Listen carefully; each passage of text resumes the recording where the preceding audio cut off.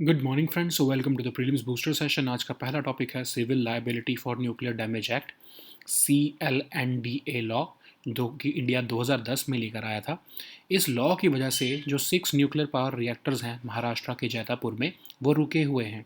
ऐसा क्यों हो रहा है, हम ये देखते हैं। पहले तो आपको ये पता होना चाहिए कि जैतापुर में जो न्यूक्लियर रिएक्टर बन रहा है वो 9900 मेगावाट के रिएक्टर्स हैं। वर्ल्ड की biggest nuclear power generation site बनने वाली है जैतापुर, जब वो कंप्लीट होगी। अब ये लॉज जो हैं न्यूक्लियर लाइबिलिटी के क्यों ज़रूरी होते हैं, आपको पता ही होना चाहिए। क्योंकि क्या होता है कि कई बार अगर न्यूक्लियर डैमेज हो जाए या न्यूक्लियर डिजास्टर इंसिडेंट हो जाए, तो कौन पैसा पे करेगा उन विक्टिम्स को जो उससे सफ़र करेंगे। तो 1986 में जब चेरनोबिल न्यूक्लियर डिजास्टर हुआ, तब जो है उसके बाद 1997 में convention on supplementary compensation adopt किया गया, और उसमें कहा गया कि पब्लिक फंड्स का इस्तेमाल करते हुए विक्टिम्स को पैसा दिया जाएगा। इंडिया में 2016 में जाकर हमने उसी टाइम पर इस कन्वेंशन को साइन तो कर लिया था, लेकिन 2016 में जाकर उसको रेटिफाई किया। CLNDA जो लॉ है 2010 में इंडिया लेके आ चुका था, और इसमें स्पीडी मैकेनिज्म दिया गया है कि कैसे जो है विक्टिम्स को न्यूक्लियर एक्सीडेंट के बाद जो है वो कंपनसेट किया जाएगा। इंडिया में जितने भी न्यूक्लियर रिएक्टर्स हैं, 22 न्यूक्लियर रिएक्टर्स, वो सब के सब जो हैं स्टेट ओन्ड कंपनी NPCIL चलाता है। लेकिन अब हम पहले तो देखते हैं कि CLNDA में प्रोविजंस क्या हैं कि जिसकी वजह से जो है डिस्प्यूट हो रहा है ये। तो CLNDA क्या कहता है कि 1500 करोड़ तक का जो है, अगर नुकसान या विक्टिम को जो है कंपनसेशन देनी है, तो ऑपरेटर जो है उसने इंश्योरेंस कराई होगी, उसके थ्रू जो है वो जो है पैसा दिया जाएगा। लेकिन अगर 1500 करोड़ से ऊपर का डैमेज जो है वो क्लेम आ जाता है, तो गवर्नमेंट जो है वो इसमें स्टेप इन होगी। लेकिन इस एक्ट में ये भी प्रोविजन दिया गया है कि गवर्नमेंट की लाइबिलिटी भी अनलिमिटेड नहीं होगी। 300 मिलियन एस डी आर आपकी IMF की करेंसी होती है ना, तो जो कि ऑलमोस्ट 2100 करोड़ से 2300 करोड़ के बीच में जो है पैसा बनेगा, उतनी ही मैक्सिमम गवर्नमेंट की भी लाइबिलिटी होगी। लेकिन इसमें डिस्प्यूट कहाँ पर है, इस लॉ में क्या प्रॉब्लम है कि सप्लायर की लाइबिलिटी और ऑपरेटर की लाइबिलिटी में जो है वो इसमें जो है वो दोनों एस्टेब्लिश की गई हैं। तो इंटरनेशनल लीगल फ्रेमवर्क तो कहता है कि सिर्फ अगर कोई न्यूक्लियर जो है एक्सीडेंट होता है, तो सिर्फ ऑपरेटर की लाइबिलिटी होनी चाहिए जो उस न्यूक्लियर प्लांट को ऑपरेट कर रहा है, ताकि जो सप्लायर हैं न्यूक्लियर इक्विपमेंट के, वो उनका बिजनेस जो है वो अनवायबल ना हो, और उनकी न्यूक्लियर एनर्जी की जो ग्रोथ होनी है पूरे वर्ल्ड में वो रुके ना। ठीक है, तो इसीलिए जो है सेपरेट लाइबिलिटी जो है वो जो है नहीं एस्टेब्लिश की जाती, और एक ही एंटिटी जो आपकी ऑपरेटर होता है उसको कहा जाता है कि वो आप इंश्योरेंस लो, और उसके बेसिस पर जो है वो सप्लायर की लाइबिलिटी नहीं रहेगी, सिर्फ ऑपरेटर, जैसे इस केस में NPCIL, उन्हीं की लाइबिलिटी रहेगी और उनको इंश्योरेंस लेनी पड़ेगी। लेकिन इस कन्वेंशन में दो ऐसे जो हैं कंडीशंस हैं जिसमें सप्लायर की भी लायबिलिटी हो सकती है। क्या कंडीशंस हैं या तो आपने कॉन्ट्रैक्ट में एक्सप्रेस जो है किया हो कि हाँ, इन केस जो है अगर एक्सीडेंट होता है तो इस लिमिट से ऊपर जो है सप्लायर को भी जो है वो पैसा देना पड़ेगा, चाहे उसको इंश्योरेंस लेके देना पड़े, चाहे किसी भी वे में दे, बट उनको भी पैसा देना पड़ेगा विक्टिम्स को। या फिर कोई ऐसा इंसिडेंट होता है, एक्ट में आपके प्रोविजन हो, आपके जो नेशनल लेवल के जो एक्ट बन रहा है उसमें ऐसा प्रोविजन हो कि कहीं अगर न्यूक्लियर इंसिडेंट उस वजह से हो रहा है कि जो सप्लायर ने कोई ओमिशन किया है, सप्लायर ने कोई फॉल्टी मटेरियल सप्लाई किया है, तो उस केस में भी जो है सप्लायर की आप अपने एक्ट में प्रोविजन डाल सकते हो कि सप्लायर की भी जो है वो जो है लाइबिलिटी होगी। ठीक है, तो सब सप्लायर की जो लाइबिलिटी, जो इंडिया है, इंडिया ने क्या किया कि जो CLNDA लॉ बनाया उसमें दोनों ही जो है प्रोविजंस का ख्याल रखे बिना जो है ऑपरेटर के अलावा सप्लायर की लाइबिलिटी जो है वो ओवर एंड अबव दो ऑपरेटर की लाइबिलिटी जो है वो डाल दी। ठीक है, मतलब 1500 करोड़ तो ऑपरेटर देगा जो NPCIL होगा, उसके बाद जो गवर्नमेंट देगी जितना दे सकती है, 2100 करोड़ से 2300 करोड़ के, उस पर भी कैप है। उसके ऊपर भी अगर कोई लाइबिलिटी होती है तो फिर वो सप्लायर को देनी पड़ेगी, ये हमारा CLNDA एक्ट कहता है। तो CLNDA जो है उसमें सेक्शन 17B जो है वो कहता है कि न्यूक्लियर इंसिडेंट अगर जो है किसी सप्लायर की वजह से हुआ या उसके एम्प्लॉय की वजह से हुआ, तो ऑफकोर्स उनको भी जो है लाइबिलिटी देनी पड़ेगी। ऐसा इसलिए इंडिया ने अपने एक्ट में डाला था क्योंकि भोपाल गैस ट्रेजेडी में जो पार्ट सप्लाई किए गए थे इंडिया को, वो ऑफकोर्स डिफेक्टिव थे। अब जो है फॉरेन सप्लायर्स इस पर्टिकुलर एक्ट की वजह से फॉरेन सप्लायर्स इंडिया के साथ जो है डोमेस्टिक जो है ऑपरेटर्स के साथ डीलिंग नहीं कर रहे हैं, क्योंकि उन्हें लग रहा है कि ऑफ कोर्स वो एक्सपोज हो जाएंगे। मतलब अगर कल को कोई न्यूक्लियर डैमेज होता है तो उनकी भी अनलिमिटेड लाइबिलिटी हो जाएगी, तो ऑपरेटर की 1500 करोड़ की लाइबिलिटी, गवर्नमेंट की भी एक लिमिट तक लाइबिलिटी, उससे ऊपर की सारी लाइबिलिटी उन सप्लायर्स के ऊपर आ जाएगी। ठीक है, तो ऑफ कोर्स इसीलिए जो है ये प्रोजेक्ट स्टॉल्ड पड़े हैं। और ऑफ कोर्स इसमें एक और भी प्रोविजन बड़ा कंटेंशियस है, जिसमें सेक्शन 46 जो है वो एक्ट का कह रहा है कि जो विक्टिम्स हैं न्यूक्लियर इंसिडेंट के, वो डैमेजेस क्लेम कर सकते हैं ऑपरेटर और सप्लायर दोनों से ही, क्रिमिनल लॉ के अंदर, मतलब CLNDA के बाहर जाकर भी क्रिमिनल लॉ का भी वो रिकोर्स लेके इन दोनों से ही जो है वो डैमेजेस क्लेम कर सकते हैं। ठीक है, तो ऑफ कोर्स जो न्यूक्लियर डैमेज टर्म है उसकी भी कोई कॉम्प्रिहेंसिव डेफिनेशन नहीं है, तो किस को हम न्यूक्लियर डैमेज मानेंगे, ये भी ओपन एंडेड छोड़ दिया गया है। ठीक है, तो इसीलिए जो जैतापुर न्यूक्लियर पावर प्रोजेक्ट है वो फ्रांस की अरीवा कंपनी के साथ 2009 में साइन हुआ था ओरिजिनल MOU, लेकिन वो अभी तक स्टॉल्ड पड़ा है, क्योंकि फ्रांस की अरीवा जो कंपनी है वो भी क्यों चाहेगी कि ऑफ कोर्स वो अपनी अनलिमिटेड लाइबिलिटी ले आए, है ना। सिर्फ जितनी भी हमने सिविल न्यूक्लियर डील साइन की हैं, चाहे वो US के साथ हो, फ्रांस के साथ हो, जापान के साथ हो, उसमें से सिर्फ रशिया जो है उनके साथ ही जो है कुडन कुलम में जो है हमारी फॉरेन प्रेजेंस अभी तक जो है वो चल रही है। बाकी अभी तक कोई भी और कंट्री जो है वो इंडिया के साथ सिविल न्यूक्लियर डील में ज़्यादा प्रोग्रेस नहीं दिखा पाई है because of this liability law. ठीक है, इंडियन गवर्नमेंट कह रही है कि उनका जो जो लॉ है वो बिल्कुल सही है। सेक्शन 17B में परमिशन हम दे रहे हैं, लेकिन हम जो है रिक्वायर नहीं कर रहे हैं ऑपरेटर को कि वो सप्लायर का लाइबिलिटी बनाए। ठीक है, जो कि एक ऑफ कोर्स बोगस आर्ग्यूमेंट है, जस्ट बिकॉज ऑफ आपने एक लॉ बनाया है जिसमें आपने प्रोविजन डाला है, तो आपको कुछ जस्टिफाई करना है तो गवर्नमेंट ऑफ इंडिया ये जस्टिफिकेशन दे रही है। नेक्स्ट हम टॉपिक देखते हैं, dedicated cyber command operations. Security के लिए टॉपिक इंपॉर्टेंट है। इंडियन आर्मी ने अभी आर्मी कमांडर्स कॉन्फ्रेंस में डिसाइड किया है कि वो स्पेशलाइज्ड एजेंसीज बनाएंगी, और जितनी भी सिक ऑपरेशनल और रीजनल कमांड्स हैं उनमें जो है ये स्पेशलाइज्ड एजेंसीज काम करेंगी। तो इस कॉन्फ्रेंस में जो है कहा गया है कि command cyber operations and support wings जो है वो एस्टेब्लिश किए जा रहे हैं, और जिसके थ्रू हम जो है अपनी साइबर वॉरफेयर कैपेबिलिटीज़ बढ़ाएंगे। तो इंडियन आर्मी जो है आपको पता ही है, इंटरनेट सेंट्रिसिटी अब वॉर हो चुकी है, इंटरनेट सेंट्रिक वॉर हो चुकी है। तो इंडियन आर्मी जो है वो ये CC और SWs के थ्रू इंडियन आर्मी को असिस्टेंस चाहती है और साइबर स्पेस सिक्योरिटी चैलेंजेस को डील करना चाहती है, including warfare capabilities of against adversaries. अब आपको पता है कि ग्रे जोन वॉरफेयर आ चुका है। ग्रे जोन वॉरफेयर मतलब कि ना तो प्रॉपरली पीस है और ना ही प्रॉपरली वॉर है, जैसे चाइना के साथ हमारा इस टाइम करंट सिचुएशन है, ना हम वॉर में हैं ना हम पीस में हैं।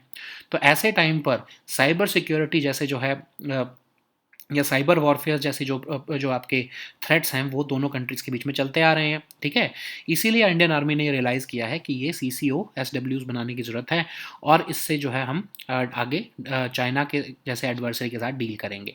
अगर हम इंडिया की कैपेबिलिटीज़ के हिसाब से देखें तो इंडिया बहुत पीछे रह चुका है ऑलरेडी साइबर वॉरफेयर कैपेबिलिटीज़ में।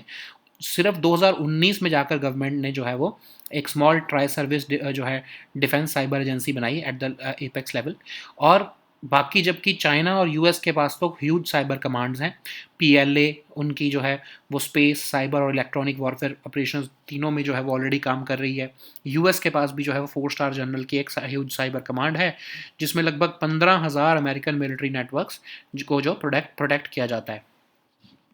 अब इस आर्मी कमांडर कॉन्फ्रेंस में ये भी कहा गया है कि हम test entry scheme, training entry जो है स्कीम जो है उसको हम मॉडिफाई करेंगे, उसको ऑप्टिमाइज़ करेंगे, ताकि टेक्निकल पोजीशंस के लिए जो रिक्रूटमेंट की जाती है उसमें जो ट्रेनिंग मॉडल होगा वो 4 ईयर का होगा। ठीक है, ताकि यंग ऑफिसर्स जो हैं जो आर्मी को सर्व करने चाहते हैं उनको 1 साल की एडिशनल ट्रेनिंग दी जाए। ठीक है, तो लीड डायरेक्टरेट्स और टेस्ट बेड फॉर्मेशंस बनाने के लिए भी कहा गया है कि हमारी जो आर्मी है उनको लीड डायरेक्टरेट्स और टेस्ट बेड फॉर्मेशंस हो मिलें, ताकि जो न्यू टेक्नोलॉजीज़ हैं वो अपने आप में इनकॉर्पोरेट की जा सकें।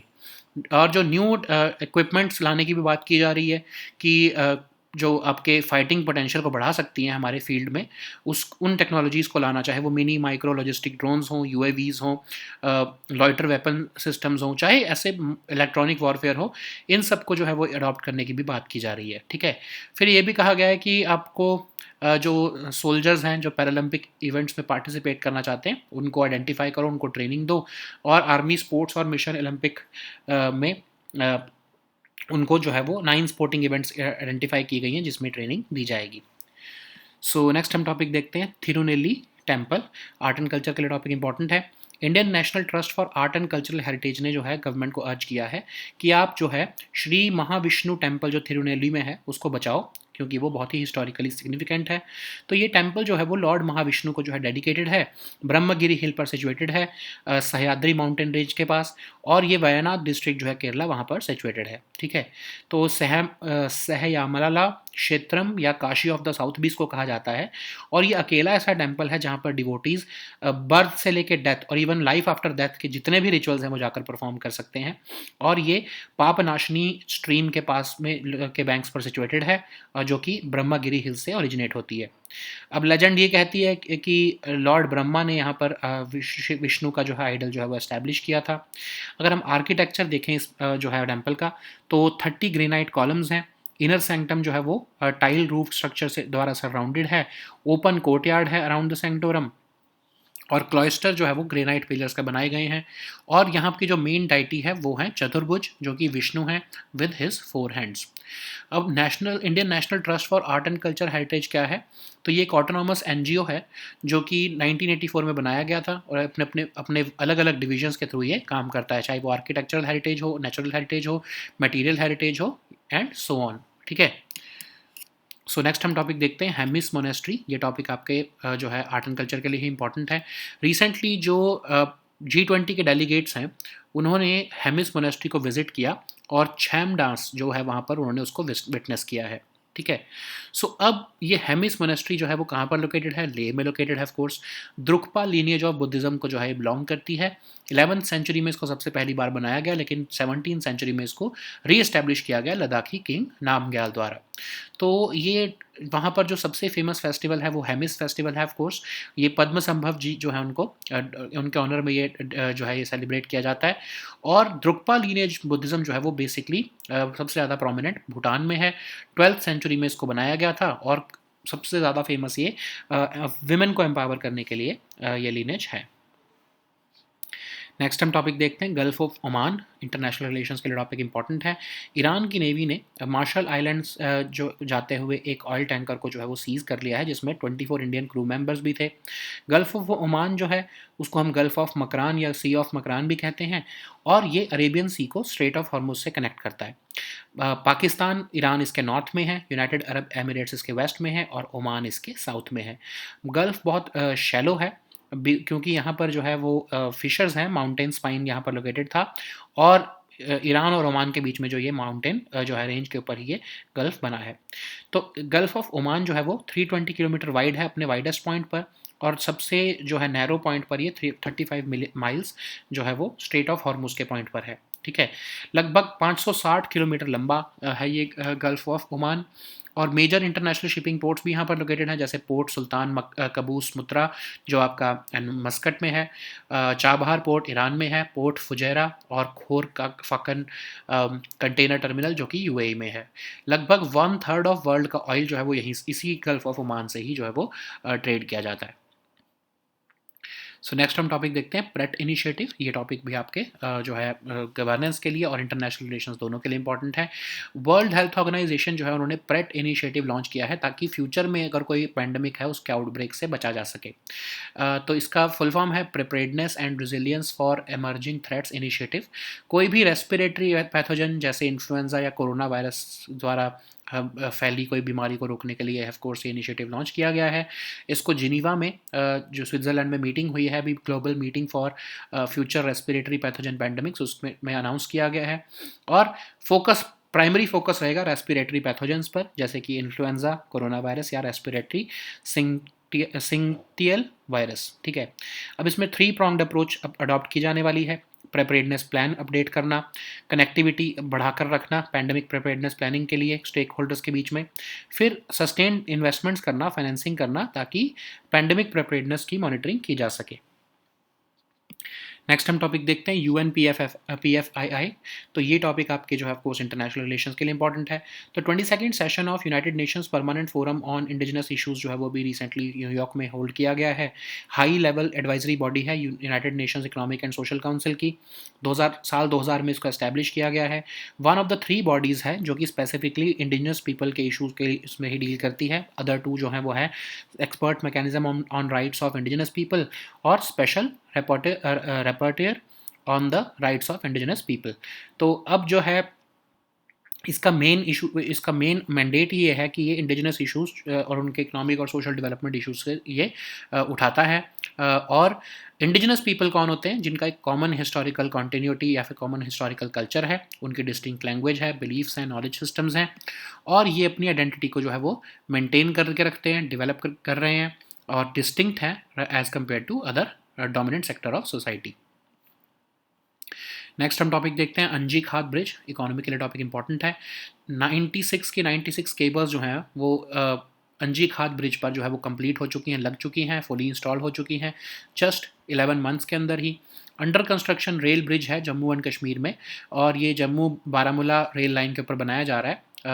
इसको अंजी रिवर जो कि ट्रिब्यूटरी है चेनाब रिवर की बिटवीन कटरा और रियासी, वहाँ पर इसको बनाया गया है। और ये first cable stayed railway bridge है कंट्री में। टोटल लेंथ इसकी लगभग 25 मीटर है इस स्ट्रक्चर की, और इसकी हाइट लगभग 331 metres above the river bed है। और ये सिंगल लाइन रेलवे ट्रैक है इस पर बनाया जा रहा है जो, और इसको कोंकण रेलवे कॉरपोरेशन लिमिटेड और हिंदुस्तान कंस्ट्रक्शन कंपनी ने मिलकर जो है वो बनाने का ठाना है। ठीक है। So now let us see all these topics in English. So the first topic is Civil Liability for Nuclear Damage Act. This topic is important for your international relations and your governance section also.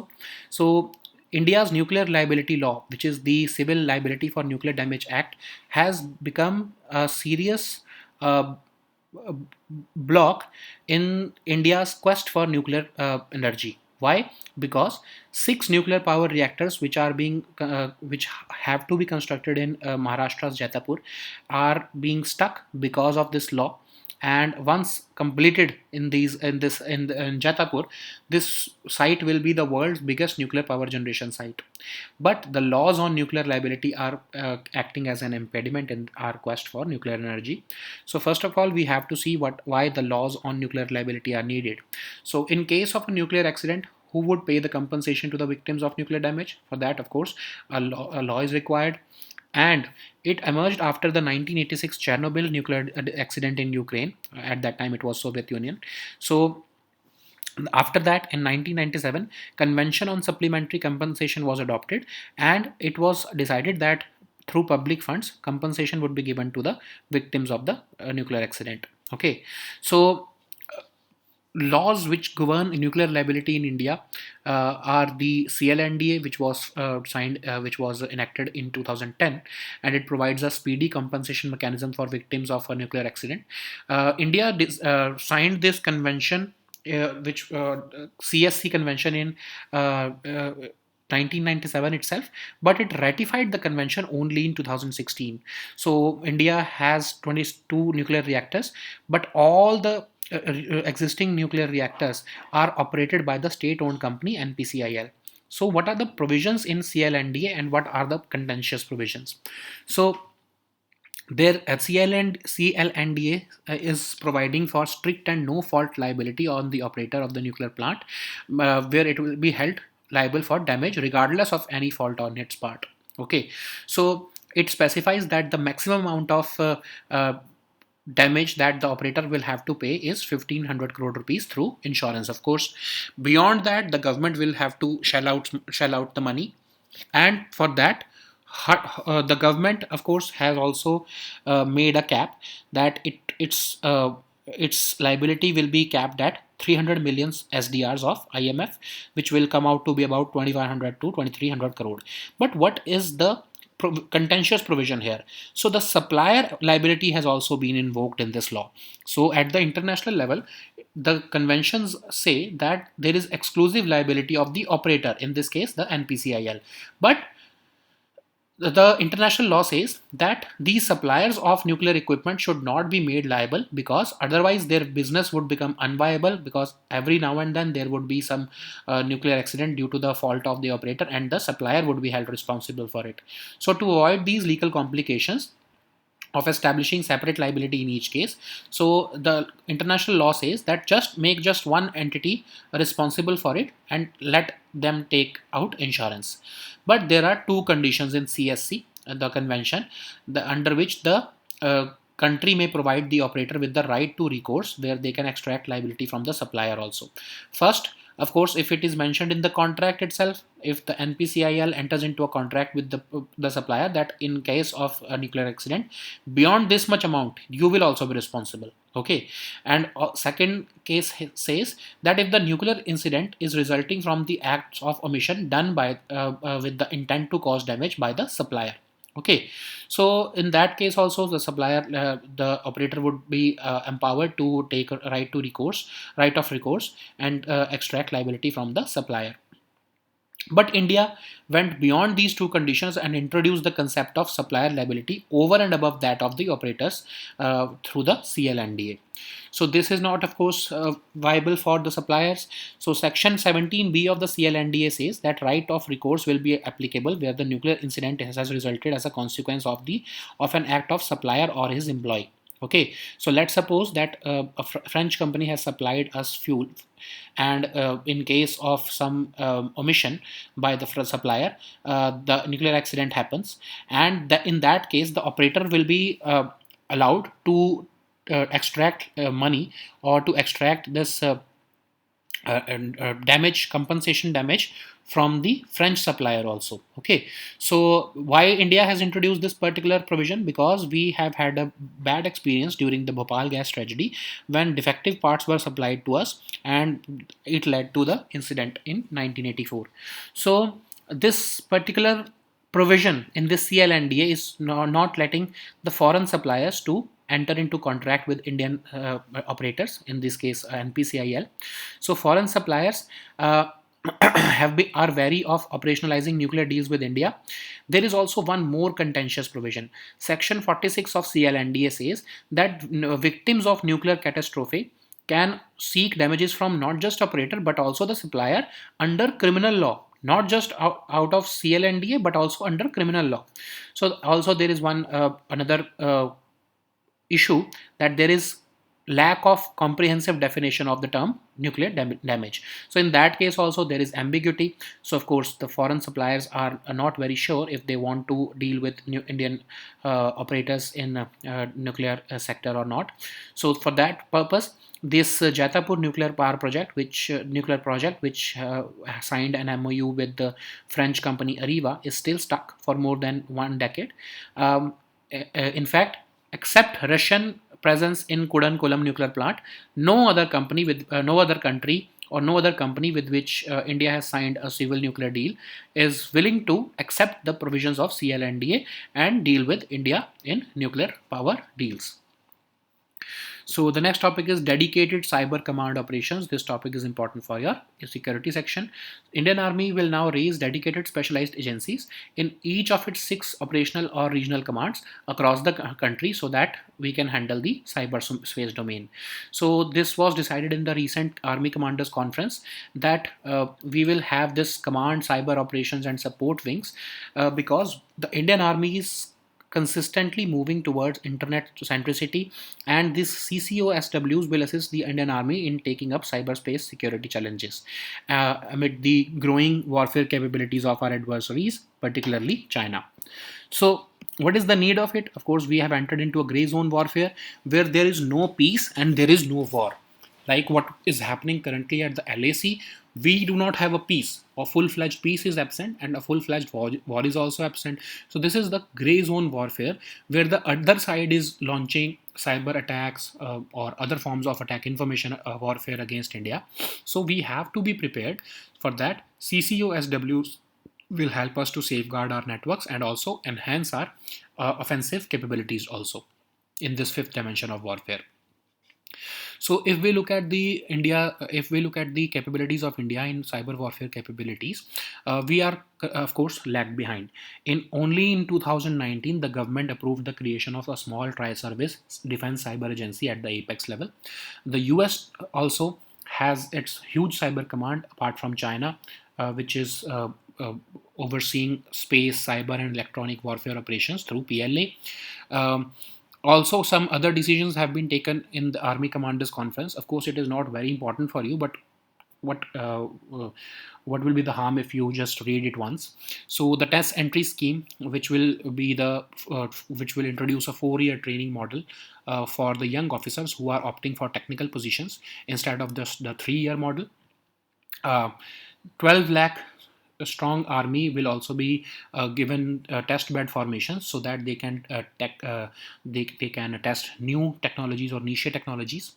So a large number of niche technologies like mini micro logistic drones, UAVs, drone swarms, loiter weapon systems, etc. Will be deployed, and which will enhance the fighting potential of our field formations. Indian Army will also identify and train those selected motivated soldiers who are opting for Paralympic events. So the next topic is Thirunelli Temple. This topic is important for your art and culture section. Indian National Trust for Art and Cultural Heritage has recently urged the government to conserve the historically significant structures at the Sri Mahavishnu Temple at Thirunelli. So this Thirunelli Temple is dedicated to Lord Mahavishnu, and it is located on the sides of Brahmagiri Hill, which is located, of course, in the Wayanad district of Kerala, and it is also known as the Sahyamala Kshetram or Kashi of the South. It is the only temple in the world where the devotees can perform all the rituals related to one's life, right from the birth to the death, and even life after death. So it is located.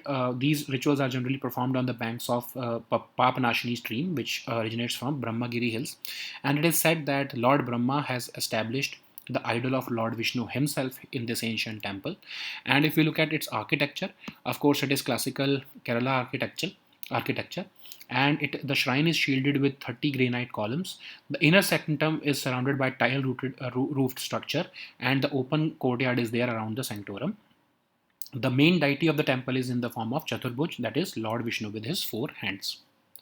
So, what is Indian National Trust for Art and Cultural Heritage? It is an autonomous NGO which was founded in 1984, and it is operating through its various divisions for protection of architectural heritage, natural heritage, material heritage, etc. Okay, so the next topic is Hemis Monastery. This topic is again important for your art and culture section. Recently, delegates of G20 have visited the Hemis Monastery in Leh. And what is Hemis Monastery? It is a Buddhist monastery located in Leh city. It belongs to the Drukpa lineage of Buddhism, and it was established in 11th century, but it was re-established in 17th century by the Ladakhi king Namgyal. So it is famous for its 2-day religious ceremony called the Hemis Festival, which is celebrated in honor of Padma Sambhavji, and it is the biggest and richly endowed monastery. So, what is Drukpa lineage Buddhism? It was founded in 12th century by Galwa Gongspa, and it is particularly prominent in Bhutan, and it is very famous for its efforts to empower women. So the next topic is Gulf of Oman. This topic is important for international relations. So Iran Navy has recently seized a Marshall Island flagged oil tanker with 24 Indian crew members in the Gulf of Oman. Gulf of Oman basically connects the Arabian Sea with the Strait of Hormuz, and it is also known as Gulf of Makran or Sea of Makran.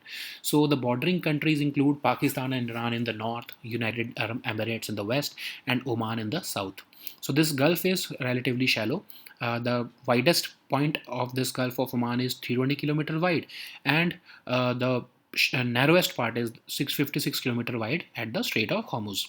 It is approximately 560 kilometers long, and the major international shipping ports are also located here: Port Sultan Qaboos Mutra in Muscat, Chabahar Port in Iran, Port of Fujairah, and Khor Fakkan container terminal in UAE. 1/3 of the world's oil is exported through this Gulf of Oman via Strait of Hormuz. So the next topic is PRET initiative. This topic is important for your international relations. World Health Organization has launched this PRET initiative to be better prepared for future outbreaks of pandemics. So this initiative is named as Preparedness and Resilience for Emerging Threats Initiative, and the focus will be on responding to respiratory pathogens like influenza or coronaviruses. This was announced at the Global Meeting for Future Respiratory Pathogen Pandemics, which was held recently in Geneva, that is in Switzerland. And the primary focus will be on respiratory pathogens, and it involves a three-pronged strategy, which involves updating preparedness plans, increasing connectivity among stakeholders in preparation of these plans, and dedicating investments, financing, and monitoring these pandemic preparedness.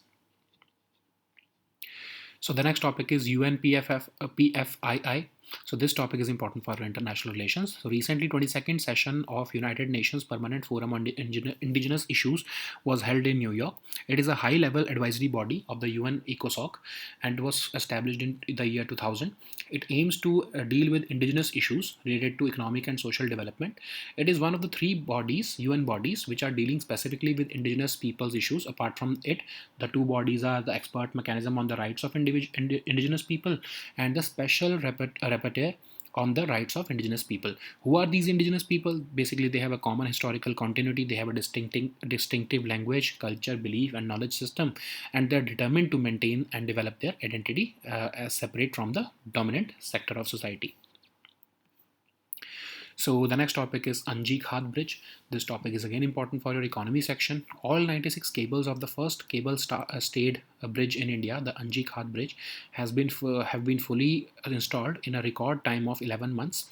So it's an under construction rail bridge in Jammu and Kashmir, being built on the Jammu-Baramulla rail line. It will connect the Union Territory of Kashmir to the rest of the country by train, and it is constructed over the Anji River, which is a tributary of Chenab River between Katra and Riyasi. It is the first cable-stayed railway bridge in the country, and the total length of the structure is about 45 meters. And of course, it stands at a height of 331 meters above the riverbed. It has a single line railway track, and the project is being executed by the Konkan Railway Corporation Limited and Hindustan Construction Company. Okay, so these were our topics for today. We'll meet next time on Monday now. Until then, goodbye and take care.